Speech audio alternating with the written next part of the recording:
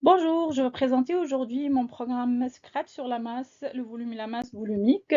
Dans cette tâche, les élèves de secondaire 1 en concentration en sciences et en équipe des deux, ils vont utiliser Scratch pour créer un programme interactif qui illustre la relation entre trois grandeurs qui sont la masse, le volume et la masse volumique. Donc pour ce programme, les élèves vont créer trois sprites. Le premier, c'est pour déterminer la masse à l'aide d'une balance à fluo. Deuxième sprite, c'est pour mesurer le volume dans un cylindre gradué. Le troisième, c'est pour calculer la masse volumique. Donc, cette tâche fait appel à certaines compétences transversales sur l'ordre intellectuel, méthodologique et personnel et social. L'objectif donc de ce programme, l'objectif de ce programme de faire appel à deux formes de pensée. Premier, pensée scientifique, les élèves vont observer, mesurer, calculer et interpréter. Et la deuxième, c'est la pensée algorithmique, ils vont créer des variables, utiliser des boucles et des conditions logiques. Avec ces deux, les élèves apprennent à représenter un concept scientifique à travers du code, ce qui rend leur apprentissage à la fois concret et significatif.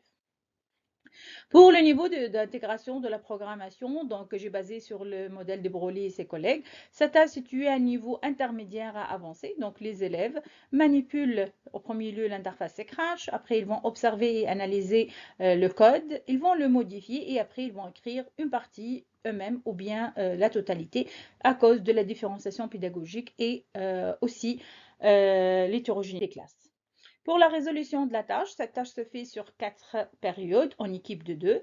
Donc, au premier lieu, donc, on va créer le sprite de balance à filio. Donc, les élèves, on va nommer ensemble les variables. On va créer qu'est-ce qu'on a besoin pour trouver la masse. On va identifier tout. Et je dis, puisqu'on a plusieurs variables, c'est très important d'utiliser des boucles ou bien des blocs. C'est comme ça, je le nomme ici variable. Après, donc, le fait qu'on a créé les variables, on a identifié tous les variables qu'on a besoin. Donc, je montre, on commence à bâtir avec eux le programme. Pour le synthèse vocale, ça revient aux élèves. Elles vont le faire ou bien non. C'est choix personnel aussi au niveau des stratégies. Ici, donc, je vais programmer avec eux le curseur des centaines.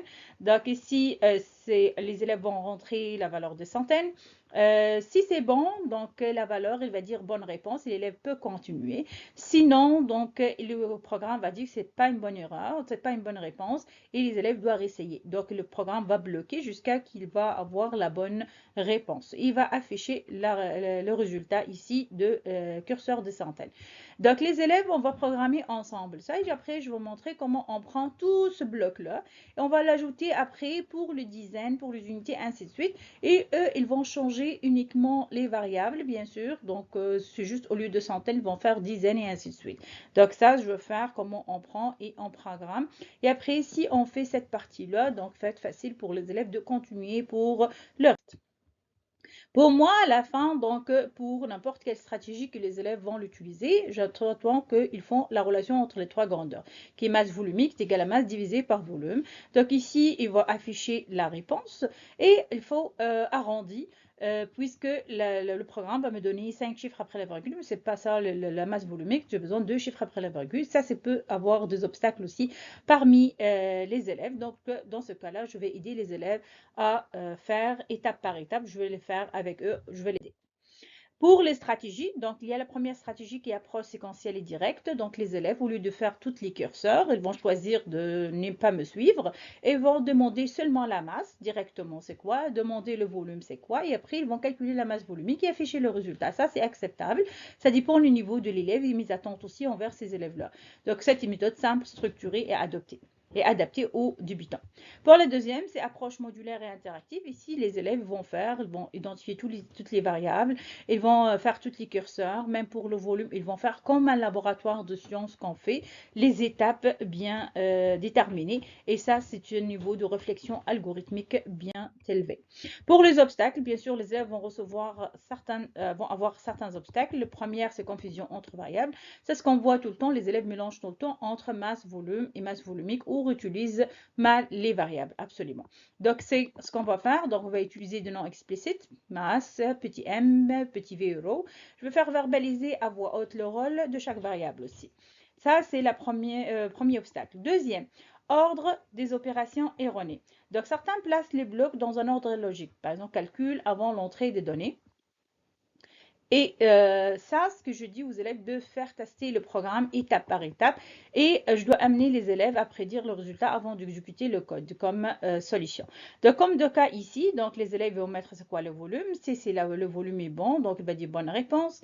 Sinon, le programme il va bloquer, il va dire non, c'est pas une bonne réponse, il faut faire attention au bas du ménisque. Si tout est beau, après, il va afficher le résultat. Donc ça, c'est ordre logique. Le fait qu'on mélange donc les blocs, il peut avoir il peut avoir beaucoup de problématiques. Donc ça, c'est parmi les obstacles que peuvent rencontrer les élèves.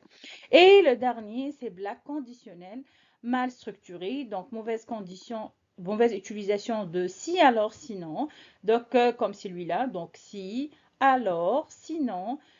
Comme dans ce cas à côté ici. Ça, ce que je vais faire, modéliser en grand groupe un exemple de condition, comme j'ai fait avec les curseurs de centaines tantôt. Je vais donner une aide visuelle, genre d'un organigramme. Et la dernière chose, donc les élèves, ils vont expliquer oralement chaque étape de code à une autre équipe en suivant logique, cause, action et résultat. Pour conclure, programmer, c'est raisonner comme un scientifique. Les élèves, la programmation oblige les élèves à anticiper, à vérifier, à valider leur hypothèse, tout comme dans la démarche scientifique. Cette activité illustre une intégration authentique de la programmation dans les sciences. Les élèves appliquent des formules, traduisent des relations mathématiques en code et visualisent immédiatement le résultat de leurs calculs. En combinant démarche scientifique et démarche algorithmique, on favorise un apprentissage actif, significatif, interdisciplinaire. Merci beaucoup.